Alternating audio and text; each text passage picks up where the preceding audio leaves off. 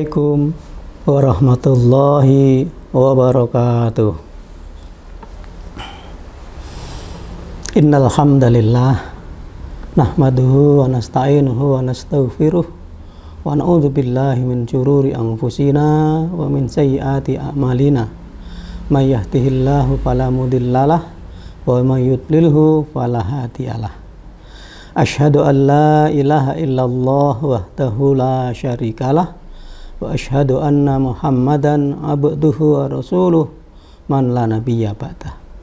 Allahumma sholli wa sallim wa barik ala nabiyyina Muhammadin wa ala alihi wa ashabihi wa man tabi'ahum bi ihsanin ila yaumiddin. Qala Allah Ta'ala a'udzu billahi minasyaitonir rajim. Syahrul Ramadan alladzi unzila fihil Qur'an hudal linnasi wa bayyinatin minal huda wal furqan.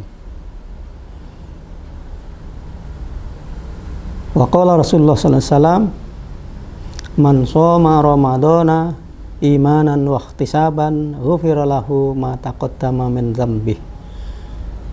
Wa fi hadis aidan man qama ramadana imanan wa ihtisaban ghufira lahu ma taqaddama min dzambi.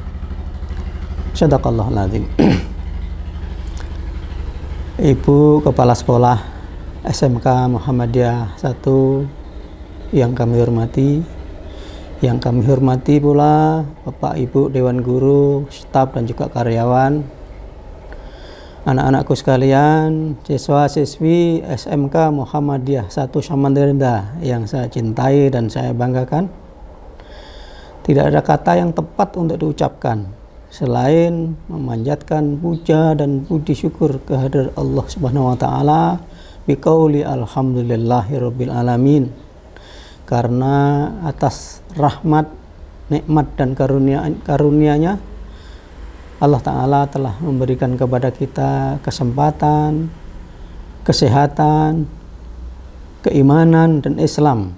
Sampai hari ini kita masih mengakui Allah Subhanahu wa Ta'ala sebagai Rabb kita, Tuhan kita. Mudah-mudahan nikmat karunia yang telah Allah berikan kepada kita semuanya ini mampu kita untuk mensyukurinya. Dan bagian dari mensyukuri nikmat-nikmat Allah Ta'ala adalah dengan beribadah sungguh-sungguh kepada Allah Subhanahu wa Ta'ala. Karena hari ini juga, bulan ini juga bertepatan dengan bulan Ramadan. Anak-anakku sekalian, jamaah pesantren Ramadan rahimakumullah, tidak lupa kita juga ucapkan salam selawat yang sebaik-baiknya kepada junjungan kita, qudwah kita, suri tauladan kita, yaitu Nabi Muhammad sallallahu alaihi wasallam yang telah mengajari kita untuk beriman, mentauhidkan kepada Allah Subhanahu wa taala. Telah mengajarkan kepada kita tuntunan-tuntunan dalam menjalankan kehidupan di dunia. Mudah-mudahan kita termasuk umatnya yang nanti kelak diakui sebagai umat Rasulullah SAW. Baik, Bapak Ibu, anak-anakku sekalian, jamaah pesantren Ramadan SMK Muhammadiyah 1 rahimakumullah. Kita tahu bahwa bulan ini adalah bulan Ramadan, bulan yang penuh berkah, bulan penuh ampunan, bulan yang penuh pahala Allah Ta'ala, bulan yang Allah Ta'ala menebarkan pahala, banyak pahala di mana-mana, bulan pahala dilipat gandakan. Oleh karena itu sayang sekali apabila kita di saat atau waktu atau kondisi yang luar biasa berkah ini kita sia-siakan begitu saja. Ada seorang ulama mengatakan, sesungguhnya Allah Ta'ala apabila mencintai hambanya, maka hamba itu digunakan oleh Allah Ta'ala untuk perbuatan yang baik atau beribadah kepada Allah Subhanahu wa Ta'ala, yaitu memanfaatkan situasi-situasi yang baik itu dengan beribadah kepada Allah Ta'ala. Itulah hamba-hamba yang dicintai oleh Allah. Begitu pula sebaliknya, Allah Ta'ala apabila dia itu tidak suka atau dia akan menghinakan orang hamba, maka Allah Ta'ala gunakan hamba itu di saat-saat yang baik, waktu yang penuh berkah, yang waktu-waktu yang mustajabah itu Allah gunakan dia untuk berleha-leha, untuk bermaksiat kepada Allah. Dia tidak bisa memanfaatkan waktu, sehingga waktu itu berlalu begitu saja. Oleh karena itu, mudah-mudahan kita termasuk orang-orang yang disayang oleh Allah Subhanahu wa taala, sehingga kita bisa memanfaatkan waktu bulan Ramadan yang penuh berkah ini untuk beramal dengan semaksimal, sehingga di akhir Ramadan nanti layak kita mendapatkan predikat orang-orang yang bertakwa, atau la'allakum tatakun, jadi orang-orang yang bertakwa. Nah, anak-anakku sekalian yang saya banggakan, apa kira-kira amalan-amalan yang harus kita lakukan agar di bulan Ramadan kita tidak sia-sia, agar di bulan Ramadan kita maksimal, nanti mampu mengantarkan kita menjadi orang-orang yang bertakwa? Maka ada beberapa amalan yang dianjurkan oleh Nabi Muhammad SAW untuk kita amalkan di bulan Ramadan ini. Apakah di luar bulan Ramadan kita tidak disuruh beramal? Iya, tetap beramal. Ada kewajiban-kewajiban yang harus kita jalankan, sunnah-sunnah yang harus kita jalankan di luar Ramadan maupun di dalam bulan Ramadan. Akan tetapi Rasulullah SAW setiap bulan Ramadan maka beliau menekankan kembali atau mengerjakannya dengan ekstra, lebih banyak untuk diamalkan, atau beliau menganjurkan untuk beramal banyak di bulan Ramadan sebagaimana yang dicontohkan. Apa saja? Di antaranya adalah amalan-amalan yang dituntunkan oleh Rasulullah untuk diperbanyak, di antaranya adalah tadarus Al-Quran. Perlu diketahui anak-anakku sekalian bahwa semua yang dituntunkan Rasulullah itu kita bisa kita bisa amalkan secara maksimal di bulan Ramadan. Di luar bulan Ramadan belum tentu kita bisa mengamalkannya, bahkan kita cenderung berat untuk mengamalkannya. Tapi di bulan Ramadan insya Allah apabila ada ajam kita kuat, niat kita kuat, kemauan kita kuat untuk beramal, menyongsong mengisi di bulan Ramadan ini agar kita mencapai derajat takwa, itu akan dimudahkan oleh Allah Ta'ala. Yaitu yang pertama adalah tadarus Al-Quran. Amalan sunnah saat Ramadan yang pertama adalah bertadarus Al-Quran atau membaca Al-Quran. Bulan Ramadan merupakan waktu yang tepat bagi umat Islam untuk introspeksi diri dan kembali ke jalan kebenaran sesuai yang diperintahkan Allah Subhanahu wa taala di dalamnya. Bulan Ramadan pun disebut memiliki kaitan erat dengan Al-Quran dan malaikat Jibril. Sebab salah satu malam di bulan Ramadan diketahui merupakan waktu pertama kali diturunkannya wahyu Allah Subhanahu wa taala melalui malaikat Jibril. Hal ini sebagaimana Ibnu Abbas radhiyallahu anhuma saat menceritakan sebagai berikut, yang artinya Jibril menemuinya pada tiap-tiap malam bulan Ramadan, dan dia Jibril bertadarus Al-Quran bersama Rasulullah SAW. Ini hadis diriwayatkan oleh Al-Bukhari. Anak-anakku sekalian yang rahimakumullah, yang saya cintai dan saya banggakan, membaca Al-Quran di bulan Ramadan. Di luar Ramadan saja Allah menjanjikan siapa yang membaca Al-Quran, maka apabila membaca alif lam mim itu pahalanya tidak dihitung satu alif lam mim, akan tetapi dihitung alif satu huruf ada pahalanya, lam satu huruf ada pahalanya, mim satu huruf ada pahalanya.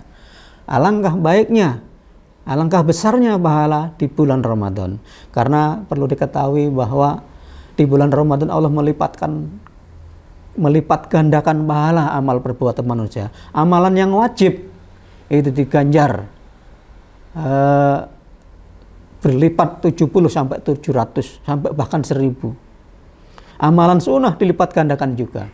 Nah, kalau tadarus Al-Quran, bayangkan kalau kita tadarus Al-Quran, kita melazimkan membaca Al-Quran, kita punya target-target tersendiri. Al-Quran itu kita membaca, subhanallah, insya Allah pahala-pahala yang luar biasa akan kita dapatkan. Dan Al-Quran ini kalau Rasulullah aja bertadarus, harusnya kita juga punya target. Paling tidak kita bisa menghatamkan Al-Quran di bulan Ramadan ini. Sampai khatam, membaca sampai khatam 1 juz minimal. Minimal 1 juz dengan dibarengi bertadabbur isinya, membaca maknanya, diangan-angan isinya. Ya. Insya Allah kalau kita tiap bulan puasa ini bisa, karena 30 hari ini per harinya kita bisa menyelesaikan 1 juz Al-Quran, nanti di bulan-bulan yang lain insya Allah tidak akan berat kita membaca Al-Quran. Kita mudah sekali. Kalau kita punya target 30 juz dalam sebulan ini, kalau dibagi 30 artinya 1 hari 1 juz. 1 juz itu di dalam Al-Quran itu 10 lembar. Nah kalau 10 lembar, kalau setiap kita habis sholat membaca 2 lembar yang memakan waktu paling 5-10 menit. Setiap sholat 2 lembar, setiap sholat 2 lembar itu sudah selesai. Nah, luar biasa lagi kalau kita setiap pagi, setelah selesai sholat subuh, kemudian dilanjutkan zikir, berdoa, kemudian dilanjutkan dengan membaca Al-Quran setengah jam. Insya Allah pagi itu sudah menyelesaikan setengah juz.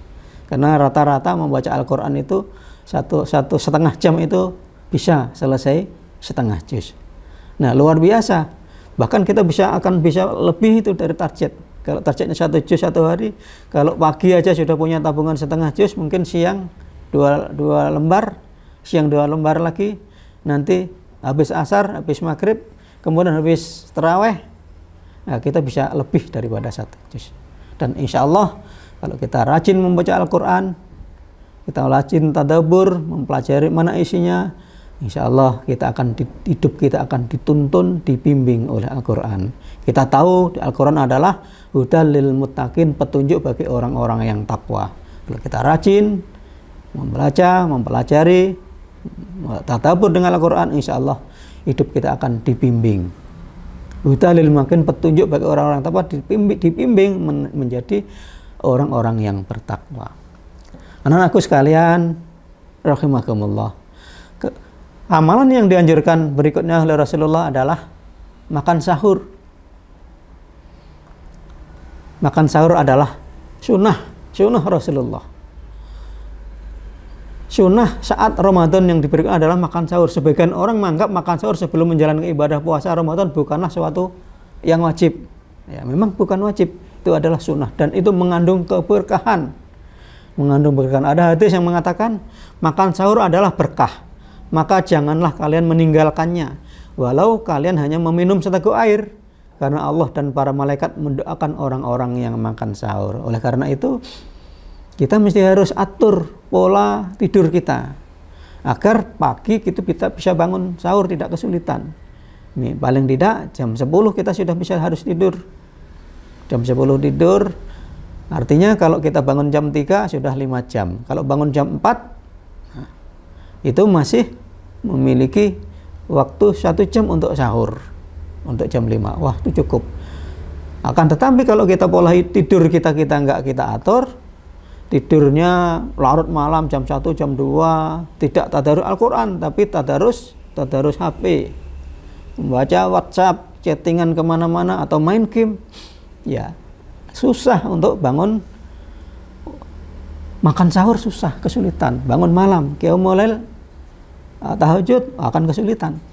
Oleh karena itu, karena keberkahan makan sahur ini kita harus siapkan sebelum tidur supaya kita bisa makan sahur. Artinya apa? Kita segera tidur jam 10, kemudian nanti bangun jam 3 atau jam setengah 4 atau jam 4. Masih kita bisa manfaatkan untuk ibadah yang lain sebelum makan sahur. Baik, karena makan sahur sangat baik, mari kita tunaikan itu makan sahur. Kita atur pola tidur kita. Mungkin bisa kita pasang alarm, ya, bisa pasang alarm. Tapi alarm itu masih belum efektif kalau tidur kita larut. Tapi kalau pola tidur kita jam 10 kita sudah tidur, insya Allah tanpa perlu alarm, sebelum tidur kita berdoa, mohon kepada Allah untuk dibangunkan agar bisa makan sahur. insya Allah dibangunkan oleh Ta'ala jam 3 atau setengah 4 atau jam 4. Sehingga kita bisa melaksanakan sunnah Rasulullah, yaitu makan sahur. Baik, anak-anakku sekalian, rahimakumullah, amalan yang dianjurkan oleh Rasulullah Shallallahu Alaihi Wasallam berikutnya adalah bersedekah. Ya, bersedekah, memperbanyak sedekah. Nah, banyak orang yang mengasumsikan bahwa sedekah mesti harus materi. Dan ternyata sedekah tidak mesti harus materi. Kalau kita secara materi tidak ada yang bisa sedekahkan. Secara materi yang bisa sedekahkan tidak banyak. Nah, maka sedekah ternyata tidak hanya sekedar materi atau uang atau harta yang kita miliki. Kullu ma'rufin sedekah. Setiap tiap yang bagus itu adalah sedekah. Maka sedekah selain dengan harta, benda atau uang yang kita miliki, perbuatan baik kita kepada saudaranya itu adalah sedekah. Keramah-tamahan kita kepada tetangga saudara kita itu adalah sedekah. Di dalam Al-Quran disebutkan qaulun ma'rufu wa maghfiratun shadaqatin shadaqah, ya. Qaulun ma'rufun wa maghfiratun shadaqah. Shadaqatin yatba'u ahadza. Ya, itu dalam Al-Quran. Perkataan yang baik dan memaafkan, ya. Dan memberi maaf itu adalah lebih utama daripada sedekah yang di dalamnya adalah disebut-sebut, diungkit-ungkit. Nah, jadi anak-anakku sekalian, kita di dalam bulan Ramadan ini kita dianjurkan untuk memperbanyak sedekah. Nah, kalau kita nggak punya uang, ya kita bersedekah dengan akhlak kita. Bahkan senyum kita kepada saudara kita adalah sedekah. Senyum kita kepada tetangga kita adalah sedekah. Senyum kita kepada teman kita yang lama nggak bertemu adalah sedekah. Senyum kita kepada keluarga, orang tua kita adalah sedekah. Yang tidak bersedekah adalah kalau kita senyum-senyum sendiri. Bahkan kita jalan di tengah jalan, kita ingin bersedekah, senyum-senyum di jalan sendirian. Wah, nanti justru disenyumi orang, diketawai orang. Oh, ini kok senyum-senyum sendiri. Jangan-jangan itu dia setengah orgil. Dikira orang gila. Makanya kita senyum boleh, bersedekah secara senyum, akhlak yang baik boleh. Tapi kalau ada orang, jangan sendirian. Nanti sendirian kita senyum-senyum sendiri, kebetulan ada orang yang lain tahu, kemudian direkam pakai HP-nya, wah, dia dikatakan orang gila kita. Oke, baik. Sedekah itu ternyata qaulun kullu ma'rufin, perbuatan yang baik itu adalah termasuk sedekah. Bahkan kalau di pagi hari ini kata Rasulullah SAW, zikirmu, bacaanmu subhanallah walhamdulillah wala ilaha illallah itu bagian daripada sedekah. Bahkan 2 rakaat sholat duha itu sudah mencakup nilai sedekah itu. Dalam hadis juga ada sebutkan demikian. Nah, kemudian kalau tidak, atau apa istilahnya, sedekah secara maliyah, infak. Ya, kita infak kalau kita punya. Makanya sebagian orang itu dianjurkan bekerja itu adalah untuk beribadah.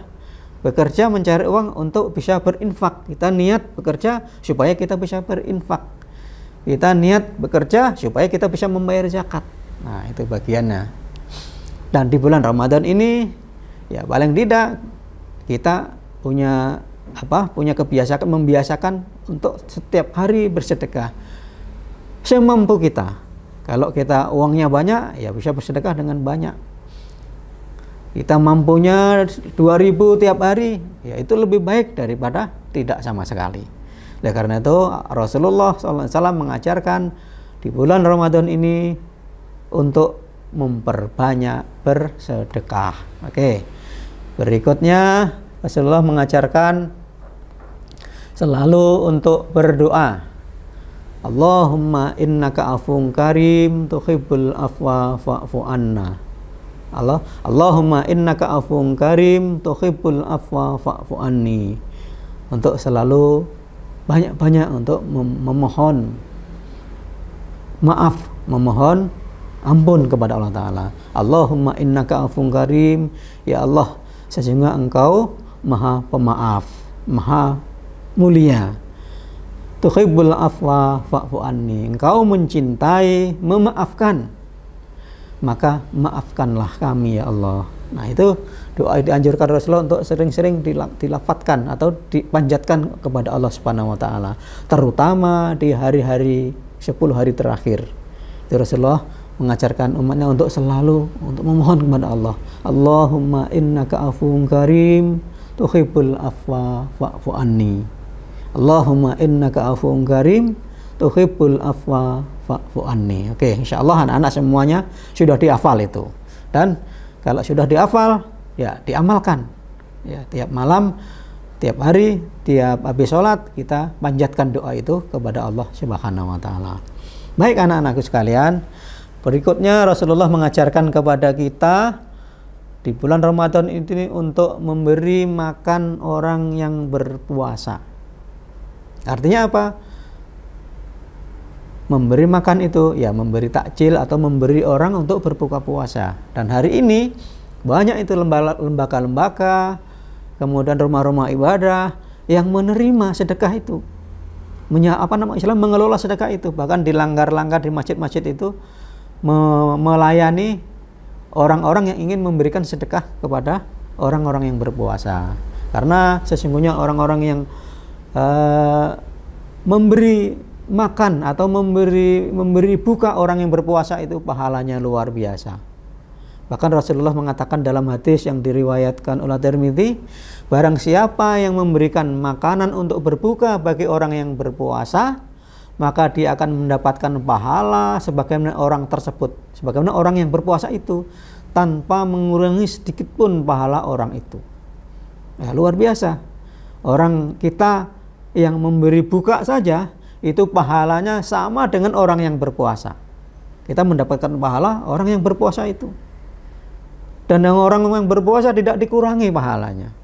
Nah, makanya Rasulullah sangat menganjurkan kita bersedekah atau memberi makan orang yang berpuasa. Nah, banyak kan kita dilanggar-langgar di musala-musala. Bahkan kadang ada secara mass media itu mengumpulkan dana. Ada yang memberi buka puasa kepada fakir miskin, kepada anak yatim, itu urunan transfer ke sini, ke nomor rekening ini. Nah, itu adalah bagian daripada sarana-sarana kita untuk melaksanakan sunnah Rasul, memberi makan orang yang berpuasa, memberi makan orang untuk berbuka puasa. Dan ini adalah anjuran. Oleh karena itu anjuran dan ditekankan oleh Rasulullah, kita diharapkan untuk sedikit demi sedikit untuk bisa melaksanakannya. Baik anak-anakku sekalian rahimakumullah, berikutnya amalan yang baik yang diajarkan oleh Rasulullah adalah iktikaf di masjid di 10 hari terakhir.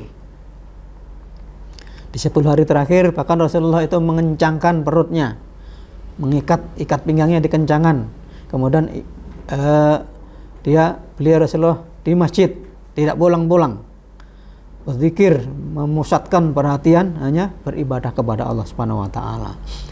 Dan kalau untuk anak-anak yang laki-laki terutama, nah, kita bisa mendatangi masjid-masjid yang terdekat. Atau bahkan di Samarinda itu ada yang namanya Masjid Islamic Center, ada yang Masjid Al-Ma'ruf.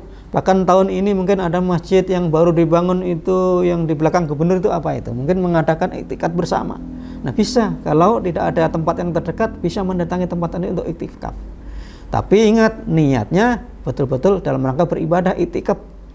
Bukan niatnya untuk rame-rame, jalan-jalan, keluar dari rumah, tapi di tempat masjid tidak iktikaf, tidak diam, memanfaatkan dengan zikir, dengan membaca Al-Quran, tapi ngobrol. Nah, itu banyak sekali anak yang kayak begitu, banyak sekali. Oleh karena itu anjuran Rasulullah untuk beriktikaf di masjid 10 hari terakhir terutama, yaitu sungguh-sungguh, bukan hanya sekedar rame-rame datang ketemu temannya. Oke, mudah-mudahan Allah Ta'ala membimbing kita, karena ini masih 10 hari berikutnya insya Allah sudah memasuki 10 hari terakhir. Nah, kita manfaatkan, kita berajam ya, terutama yang anak laki-laki ya, anak-anak yang laki-laki usahakan itu mendatangi masjid-masjid, kita mengikuti iktikaf bersama ya, ikuti bersama. Agar apa? Agar nanti di akhir bulan nanti kita layak mendapatkan predikat orang-orang yang bertakwa. Oke. Dan yang putri bagaimana? Yang putri sama, beribadah di rumah juga bagus. Jangan memperbanyak tidur ya. Jangan memperbanyak tidur. Kita upayakan saat waktu iktikaf malam-malam Lailatul Qadar itu ya kita berjaga di rumah. Kita atur pola tidur kita agar saat malam-malam 10 terakhir di situ ada malam Lailatul Qadar itu kita tidak tidur pulas. Tidur pulas. Beda tidurnya orang yang berilmu dengan niat itu ya ibadah, tapi beda tidur sama membaca Al-Quran, pahalanya beda, sama berzikir berbeda. Oleh karena itu kita jaga, kita siapkan pola tidur kita saat 10 hari terakhir agar kita bisa menjalankan iktikaf atau menjaga agar malam Lailatul Qadar itu dapat kita menemuinya. Oke, anak-anakku sekalian, rahimakumullah. Berikutnya yang dicontohkan Rasulullah atau yang dianjurkan amalan di bulan Ramadan itu adalah sholat malam atau qiyamul lail. Ya, qiyamul lail. Rasulullah mengatakan dalam hadis, "Man qama Ramadana imanan wa ihtisaban, ghufira lahu ma taqaddama min dzambi." Hadis diriwayatkan oleh Imam Bukhari. Yang artinya, barang siapa yang sholat malam pada bulan Ramadan karena iman dan mengharap ganjaran dari Allah, maka akan diampuni dosa-dosanya yang telah lalu. Oleh karena itu, qiyamul lail ya, kalau sholat malam itu kalau di sini kan dikatakan taraweh, itu adalah qiyamul lail. Malam bisa tahajud. Nah, itu dimanfaatkan, qiyamul lail atau tahajud kita manfaatkan. Agar apa? Agar kita mendapatkan ampunan Allah Subhanahu wa Ta'ala atas dosa-dosa yang telah kita lakukan. Bahkan dosa-dosa yang sejak kecil sudah dibalik kita dicatat sebagai dosa, nah itu sudah kita lupakan. Lah kalau sudah kita lupakan, kita nggak sempat bertobat, nah insya Allah kita lakukan ini qiyamul lail, mendirikan sholat di malam hari di bulan Ramadan. Insya Allah jaminan Allah Ta'ala akan mengampuni dosa-dosa yang telah lalu. Karena dosa-dosa yang telah lalu itu kadang kita lupa. Kalau ingat, nah kita istighfar. Kadang kita lupa. Bahkan dosa yang 2 hari yang lalu kita sudah lupa. Bahkan kita dosa itu tidak merasa berbuat dosa, ya kan? Tidak merasa dosa. Padahal berbuat dosa itu rasanya pahit harusnya. Kemudian beramal kepada Allah harusnya rasanya manis. Tapi ini kebalikan. Banyakan kebalikan. Beramal, beribadah itu rasanya berat. Taraweh itu 8 rakaat aja beratnya gitu. Apalagi yang 20, apalagi yang 36, apalagi yang 40, berat lagi. Ya kan? Nah, oleh karena itu kita latih mulai dari sekarang. Nah, kita pola kehidupan kita rubah. Bulan puasa itu tidak seperti bulan-bulan kemarin. Kalau sekarang ini habis buka puasa bersama, kita manfaatkan untuk tadarus Al-Quran, kemudian sholat isya masuk ke masjid musola, kita mengikuti taraweh, qiyamul lail namanya. Nah, kita ikut di situ. Karena kalau di rumah sendirian kadang tidak bisa kita melaksanakannya. Ya. Baik. Setelah qiyamul lail atau qoma Ramadana, menghidupkan malam dengan sholat, maka ada amalan yang lain Rasulullah SAW yang dianjurkan, yang pahalanya luar biasa, tidak bisa diraih di bulan-bulan selain bulan Ramadan, yaitu umroh. Nah, ini kita membahas umroh, kita masih anak-anak, kita belum bisa belum punya kewajiban secara materi, belum kewajiban. Nah, ini kita tidak kita bahas. Membaca Al-Quran, kemudian makan sahur, nah itu makan sahur, kemudian bersedekah, kemudian adalah melafalkan doa Allahumma innaka afuwun karim tuhibbul afwa fa'fu anni. Nah, itu sering diamalkan, dipanjatkan kepada Allah Ta'ala. Itu adalah anjuran dari Rasulullah SAW. Kemudian memberi makan orang yang berpuasa yang pahalanya lebih besar, ya, sama dengan pahalanya yang berpuasa. Yang berpuasa tidak dikurangi pahalanya. Kemudian berikutnya adalah iktikaf, kemudian sholat malam atau qiyamu Ramadan. Baik anak-anakku sekalian, rahimakumullah, kalau ini tadi kita membahas tentang amalan-amalan di bulan Ramadan. Itu adalah amalan sunnah yang pahalanya luar biasa. Nah, kewajiban kita di bulan Ramadan apa yang sesungguhnya? Ya ayyuhalladzina amanu kutiba alaikumusiyam.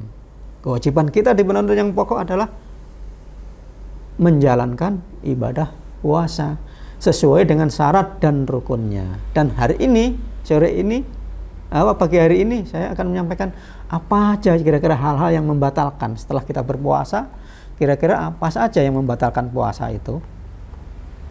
Maka di antara perkara-perkara yang membatalkan puasa harus kita jaga. Jangan sampai kita tidak jaga sehingga puasa kita secara syariat batal di tengah jalan. Tidak ada artinya. Kalau batal, sudah batal, tidak ada nilainya. Kita diberi kewajiban untuk membayar atau mengganti di hari yang lain. Supaya tidak mengganti di hari yang lain dan hari itu kita mendapat pahalanya orang yang berpuasa, ya maka kita harus berhati-hati. Apa di antaranya yang membatalkan puasa? Yang pertama adalah makan dan minum. Karena puasa itu menahan makan dan minum dan bergaul dengan istri atau suami, bergaul dengan suami istri. Oleh karena itu, makan dan minum yang disengaja, nah itu akan membatalkan puasa. Bagaimana kalau tidak sengaja? Nah, ada suatu kisah, ada orang yang siang hari pertama atau kedua belum terbiasa berpuasa, tahu-tahu pulang dari perjalanan langsung aja masuk ke dapur. Dia minum habis 1 gelas, kemudian makan, udah kenyang, duduk-duduk. Baru ingat, saya tadi berpuasa, kenapa saya makan kenyang ini? Sudah jam 9 atau jam 10 ini. Wah, batal apa enggak? Kalau tidak sengaja dan memang benar-benar lupa, ya tidak batal. Jadi makan minum yang disengaja, itu yang membatalkan puasa. Karena arah ya, batas waktu makan minum untuk tidak makan minum berpuasa itu kan dari terbit fajar sampai tenggelamnya matahari. Nah, Wakulu washrabu hatta yatabayyana lakumul khaytul abyadu minal khaytil aswadi minal fajr. Dan makan minumlah hingga terang bagimu benang putih dari benang hitam, yaitu fajar. Boleh makan, belum puasa, tapi kalau sudah benang putih dan benang hitam, fajar itu ya, maghrib sampai fajar itu nggak apa-apa. Tapi kalau sudah mulai benang putih itu fajar itu sudah muncul, tanda waktu subuh, ya sudah tidak boleh makan lagi. Berpuasa mulai itu sampai maghrib. Kalau di tengah-tengahnya menyengaja untuk makan dan minum, batallah puasanya. Ya, karena itu perlu diketahui ini ya, perlu diketahui, jangan sampai nanti pura-pura lupa. Kalau pura-pura lupa, ya itu tetap namanya menyengaja itu ya. Nabi bersabda, siapa yang lupa keadaannya sedang berpuasa kemudian ia makan dan minum, maka hendaklah menyempurnakan puasanya, karena sesungguhnya Allah lah yang memberikan makan dan minum. Nah, ini Nabi mengatakan kalau di tengah perjalanan puasa itu makan dan minum karena lupa, itu tidak batal, harus menyempurnakan. Baik anak-anakku sekalian, yang membatalkan puasa berikutnya yang kedua adalah hubungan badan suami istri. Ya, ini kalau berhubungan badan itu batal puasanya, bahkan mendapat kafarat, denda yang berat ya, bahkan disuruh berpuasa 2 bulan berturut-turut atau memberi makan fakir miskin 2 bulan berturut-turut. Nah, itu ada hadisnya, nanti ini sebagai tugas untuk kalian. Itu hadisnya mana kira-kira kafaratnya, dendanya orang yang berpuasa kemudian dia berhubungan suami istri. Nah, itu. Kemudian berikutnya adalah muntah dengan disengaja. ngapain juga kok kita kepingin muntah, menyangka puasa kok kepingin muntah dibuat muntah. Bodoh saja itu sebenarnya kan. Orang bodoh kalau muntah, orang kita sehat aja kita muntah rasanya nggak enak.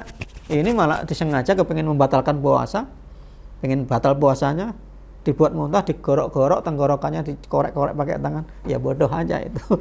Ya, ini nggak usah dibahas panjang karena orang bodoh namanya kalau muntah kok disengaja. Oke, berikutnya adalah haid atau nifas. Haid dan nifas. Haid itu untuk orang perempuan, ya, mulai akil balik itu sudah haid, sudah mulai. Kemudian nifas itu untuk orang ibu-ibu yang melahirkan. Jadi orang-orang yang haid dan nifas itu batal di tengah hari kok haidnya keluar, ya batal. Melahirkan nifas, ya batal, puasanya batal. Dan itu nanti mengganti di bulan-bulan berikutnya. Oke, banyak hadisnya di sini, nanti anak-anak bisa ya, sebagai tugas anak-anak untuk mencari itu, untuk mencari setelah acara ini. Oke, berikutnya adalah yang nomor 5, yang membatalkan puasa adalah keluar air mani dengan disengaja. Oke ya, keluar air mani yang dilakukan karena sengaja akan membatalkan puasa. Hal ini termasuk keluarnya air mani karena bersentuhan kulit tanpa hubungan seksual, itu juga batal ya. Namun jika karena mimpi, tidak sengaja kita bermimpi tidur siang keluar mani, ya tidak apa-apa, tidak membatalkan. Jadi makanya Rasulullah itu melarang itu orang-orang yang kemanten baru yang masih muda-muda siang hari berperluan, khawatir kalau nanti keluar itu membatalkan puasanya. Makanya kalau anak-anak muda jarang dianjurkan untuk tidak berdua-duaan sama istri, walaupun istrinya kita berbelai-belaian, bermesra-mesraan, dianjurkan untuk tidak, supaya menjaga itu. Tapi kalau orang tua, ya orang tua sudah nggak anu lagi ya, nggak anu lagi. Jadi yang membatalkan puasa adalah keluar air mani dengan disengaja. Ya, oke. Berikutnya yang membatalkan puasa itu adalah gila. Ya normal-normal saya puasa, tapi di tengah hari gila, kambuh penyakit gilanya. Karena punya orang penyakit gila, di tengah hari gila, puasanya batal. Dan kalau sudah gila kayak gitu bukan kehendaknya kan, bukan kehendak, nggak ada orang yang mau gila. Jadi gila itu membatalkan puasa. Kemudian yang terakhir adalah murtad. Saat kita berpuasa, tahu-tahu kita keluar dari Islam, sudah nggak percaya lagi, mengingkari adanya Allah, mengingkari sunnah Rasul, mengingkari Nabi Muhammad, kita kafir, artinya kan murtad, keluar dari agama Islam, itu adalah membatalkan puasa. Baik anak-anakku sekalian, demikian materi tentang amalan-amalan di bulan Ramadan yang dianjurkan oleh Rasulullah untuk diperbanyak. Kemudian hal-hal yang membatalkan puasa. Mudah-mudahan amalan-amalan yang dianjurkan oleh Rasulullah itu dapat kita laksanakan, dapat kita amalkan dalam bulan Ramadan ini, sehingga nanti di akhir Ramadan kita tuh layak mendapatkan predikat orang yang bertakwa. Orang yang bertakwa itu apa? Zalikal kitabul la raiba fihi hudal lil muttaqin alladzina yu'minuna bil ghaibi wa yuqimunas shalah. Gimana Al-Qur'an ayat Alif Lam Mim zalikal kitabul la raiba fihi hudal lil muttaqin alladzina yu'minuna bil ghaibi wa yuqimus sholata wa mimma razaqnahum yunfikun. Artinya apa? Ajaran tadi, amalan-amalan Ramadan tadi itu amalannya orang bertakwa. Alladzina yu'minuna bil ghaibi, orang bertakwa itu adalah yang beriman kepada Allah, malaikatnya dan sebagainya. Alladzina yu'minuna bil ghaibi wa yuqimunus shalah, dan yang mendirikan salat. Jadi amalan-amalan ini kan memperbanyak salat qiyamul lail, ya kan? Itu amalan sunnahnya, belum yang wajibnya. Kemudian wa yu'tuz zakah, itu zakah bagian dari mengeluarkan sedekah atau infak yang wajib maupun yang sunnah. Ya. Wa yu'tuz zakah, gimana ayatnya itu?